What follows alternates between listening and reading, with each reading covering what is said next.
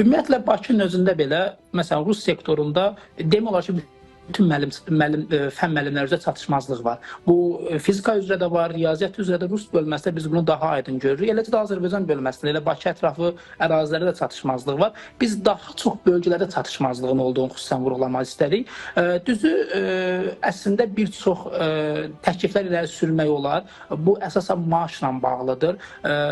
Xüsusən də fikir verirsiniz ki, kişi müəllimlərin azlığı daha çox hiss olunur. Ümumiyyətlə, müəllim çatışmazlığın qarşısını almaq üçün düzdür, H1, H2 var, məsələn, məsafədən kənarda, rayon mərkəzindən kənarda müəyyən qədər məbləğ verilir, amma düşünürəm ki, bu hallar üçün, məsələn, bəzi fənlər var ki, həmin fənlər üzrə müəyyən qədər fərqli bir, diferensial bir əmək haqqı bölgüsü təklif etmək olar. Yəni, fərqli cür yanaşmalar təklif olunsun. Müqavilə məsələsinə gələndə isə əslində xaricə təhsil alan gənclərdə belə bir praktika özünü doğruldub. Yəni, onun müəyyən qədər, təbii ki, burada maddiyyat əsas önəm daşıyır. Məsələn, xaricə tələbə göndərilirsə, onun demək olar ki, bütün xərcini dövlət qarşılayır. Yəni, biz tələbə elə bir şans, elə bir imkan yaratmalıyıq ki, ona elə bir imkanlar təklif etməliyik ki, onun üçün cəlbedici olmalıdır. Və həqiqətən də bu proseslərdən sonra siz deyən şəkildə onunla müəyyən bir müqavilə imzalamaqla da